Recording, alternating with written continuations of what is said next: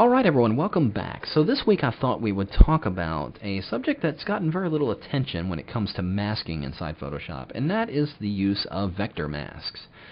Now, vector mask is very similar to regular layer masking or channel masking or anything like that, except it generates its masks based on a vector path.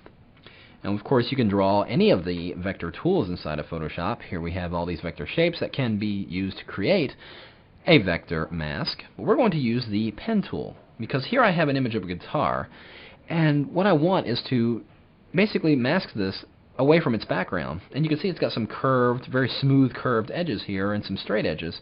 Well, drawing a mask out of this, generating it through channels would be kind of difficult because there's a lot of similar tones between the guitar and the background, and generating it with any of the magic wand or any of the other selection tools might prove to be a little frustrating.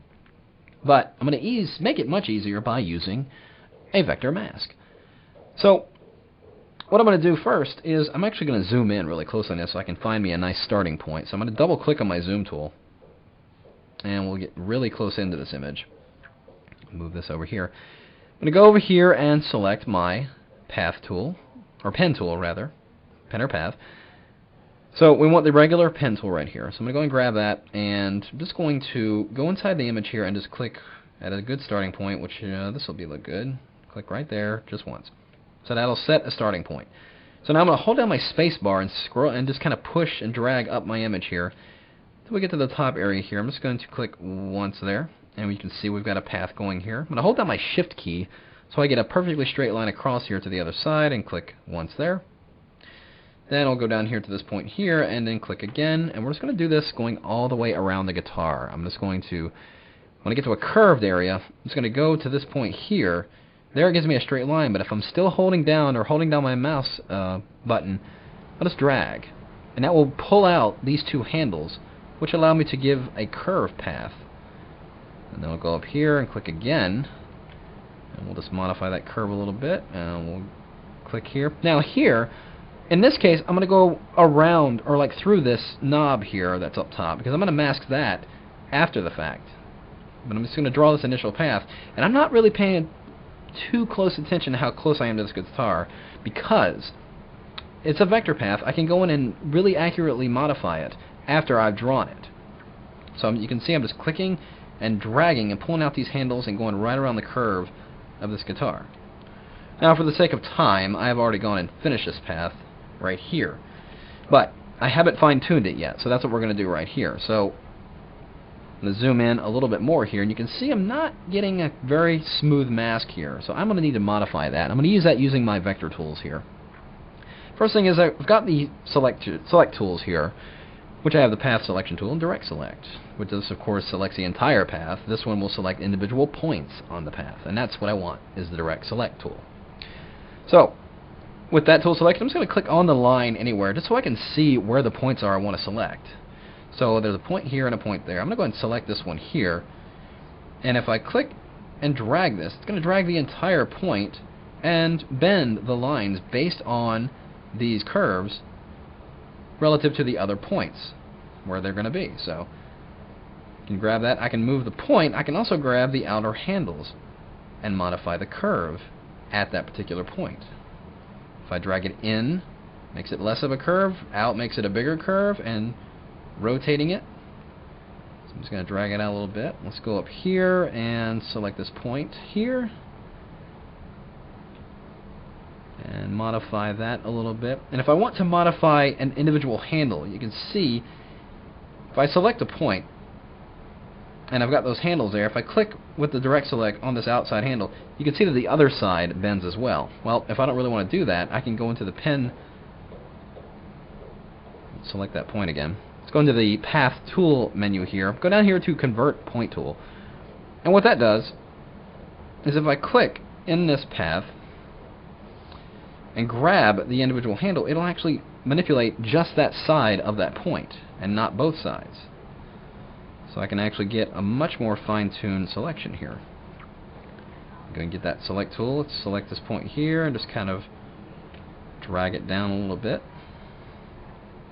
Grab these handles and just push them in, and just watching those guides and just keeping this path right in play here. So here I'm going outside the lines a little much here, so I'm going to grab that direct select here. Let's grab that handle and just kind of fan it out there. Just kind of get it. Grab this one here, just kind of bend it in a little bit. Just fine tuning it. Now, there's that knob up here that I left out. Well, we're going to add that to the selection by getting the pen tool. And then I'm just going to click. I'm going to zoom in a little bit so we can see. Just right there. I'm going to click on the inside of this existing path right here. And then just click and start drawing another path right around this one. I'm just clicking and plotting individual points here. When I get here to this curved area, I'm just going to click a new point here and drag over. Keeping the lines, the handle lines, straight with the top of my object. As you can see, I'm getting a curved corner there. And we'll do that same thing over here on the other side. And we'll just go all the way around and close the path. Now, I want that path to be the same as this one. I want it to be one path, not two individual paths, which is what they are now. So I'm just going to take my overall path selection tool and drag and select both of these. And then right up here in the options bar, I'm just going to click Combine. And there you can see it has combined those paths into play there. So once I've tweaked my path and everything looks good, I'm ready to go ahead and generate it as a mask. So we go in here into our layers palette. Now, of course, we know when you're generating a mask, it will not affect a layer that doesn't have transparency, namely a background layer. We need to make this a regular layer. So I'm going to go ahead and double click on that, and we'll get new layer and just hit OK. Now, with my path selected, get that path tool and just drag and select the path. All I need to do now is go under the layer menu, go down here to Vector Mask, and we're going to go down here to Current Path. So we're taking that current path and generating a vector mask. And you can see, like a layer mask, it generates an icon and there's a link to it, but it looks a little different. It's got a gray background and the white indicates the viewable area masked out by a vector path.